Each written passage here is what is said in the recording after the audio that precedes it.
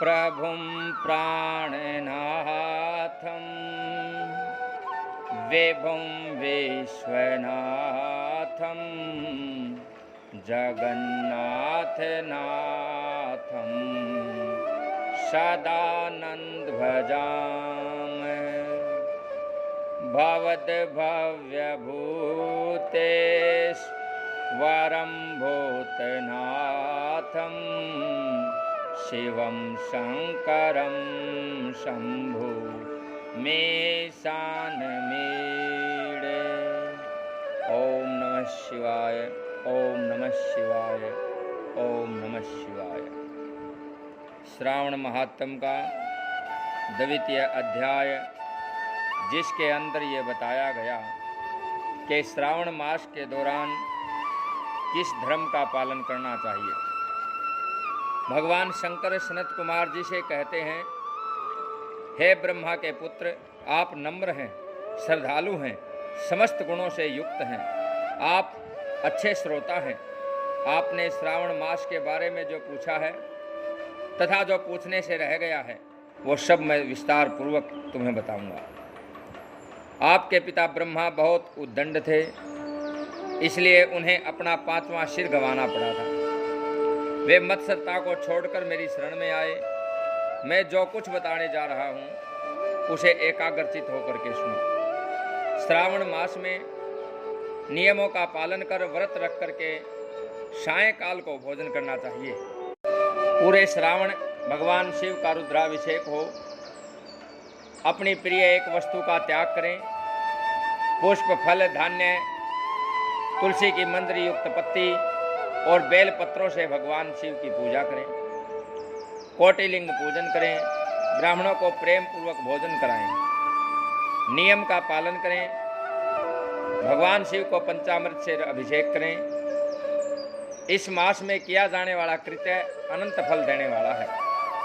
इस मास में भूमि पर शयन करना चाहिए, ब्रह्मचर्य का पालन करना चाहिए, सत्य बोलना चाहिए, पत्तल में भोजन करें, प्रातः काल स्नान करें, ध्यान करें, इंद्रियों को वश में रखें, एकाग्र मन से प्रतिदिन शिव की पूजा करें। और इस महीने में मंत्रों का पूरा श्रवण भी उत्तम सिद्धि देने वाला है। गायत्री मंत्र और ओम नमः शिवाय का जाप करें, श्री सूक्त का जाप करें, ग्रह यज्ञ, कोटि होम, लक्ष होम, अयुत होम करने पर सफलता मिलती है, अच्छा फल मिलता है, मनोवांछित फल की प्राप्ति होती है। जो प्राणी इस महीने में एक दिन भी व्रत को छोड़ देता है वह महाप्रलय तक घोर नरक में जाता है। श्रावण से अधिक भगवान शिव को और कोई मास प्रिय नहीं है। ये मास फलदायक है तथा निष्काम भाव से किए गए कर्म के फल स्वरूप मोक्ष देने वाला है। हे सनत कुमार, इस मास में करने योग्य जो धर्म कहे गए हैं वे सुनो। रविवार को सूर्य का व्रत करें, सोमवार के दिन भगवान शिव की पूजा करें। श्रावण मास के प्रथम सोमवार से प्रारंभ करके 3.5 मास तक अर्थात कार्तिक मास की अमावस्या तक होने वाला संपूर्ण कामना का अर्थ सिद्धि प्रदाता रोटक नामक व्रत कहलाता है। मंगलवार के दिन मंगला गौरी का व्रत रखें, बुधवार को बुध का व्रत रखें, बृहस्पतिवार को गुरुदेव का व्रत रखें, शुक्रवार को जीवंतिका देवी का व्रत रखें, शनिवार को हनुमान और नरसिंह का व्रत रखें। अब मैं तुम्हें तिथियों के अनुसार होने वाले व्रतों के विषय में बताता हूँ। श्रावण मास के शुक्ल पक्ष को द्वितीया तिथि को औदुंबर नाम का व्रत करें, तृतीया को गौरी का व्रत करें, चतुर्थी को दुर्वा गणपति नामक व्रत करें। इस विनायक चतुर्थी व्रत को गणेश चौथ भी कहा गया है। श्रावण शुक्ल पंचमी को नाग पूजन करें, श्रावण शुक्ल षष्ठी के दिन सुपोदन व्रत रखें, श्रावण शुक्ल सप्तमी को शीतला देवी का व्रत रखें, अष्टमी और चतुर्दशी तिथि में देवी का पवित्रारोपण करें। श्रावण मास की कृष्ण तथा शुक्ल पक्ष की नवमी को नक्त व्रत का विधान है। शुक्ल पक्ष दशमी को आशा नामक व्रत किया गया है। कोई मनुष्य श्रावण मास की दोनों पक्षों की शुक्ल और कृष्ण की एकादशी को आशा व्रत करते हैं। श्रावण शुक्ल पक्ष की द्वादशी को भगवान विष्णु का पवित्रारोपण करें। इसलिए इस तिथि को भगवान हरि का श्रीधर नाम से अर्चन उत्तम गति प्रदान करने वाला है।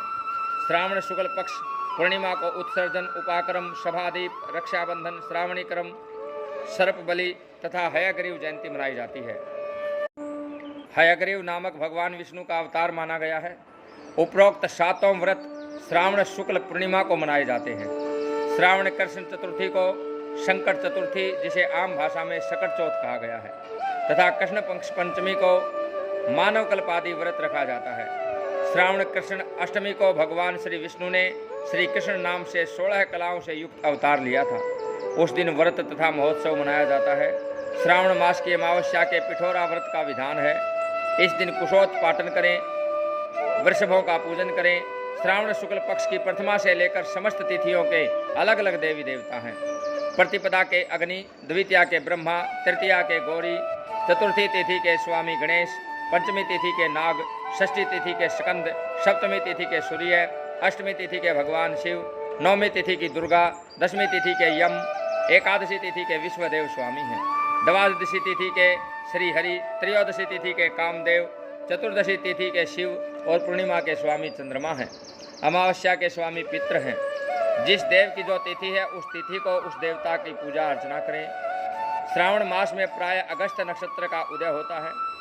सिंह राशि पर सूर्य के संक्रमण के दिन से 12 अंश 40 घड़ी बीत जाने पर अगस्त नक्षत्र का उदय होता है। अगस्त ऋषि को 7 दिन पहले से ही अर्घ देना शुरू कर दें।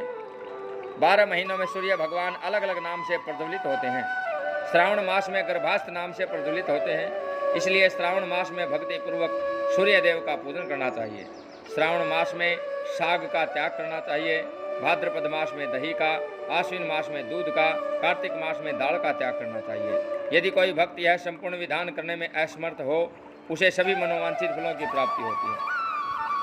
हे मुनि श्रेष्ठ, इस श्रावण मास में मनाए जाने वाले व्रत और धर्मों का सविस्तार रूप से वर्णन करना कई सौ वर्षों में भी पूरा नहीं हो सकता।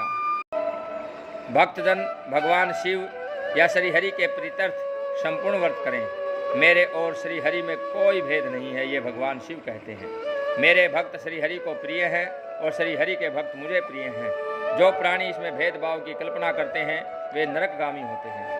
इस प्रकार से भगवान शिव सनत कुमार जी से श्रावण मास के धर्म पालन के विषय में बताते हैं।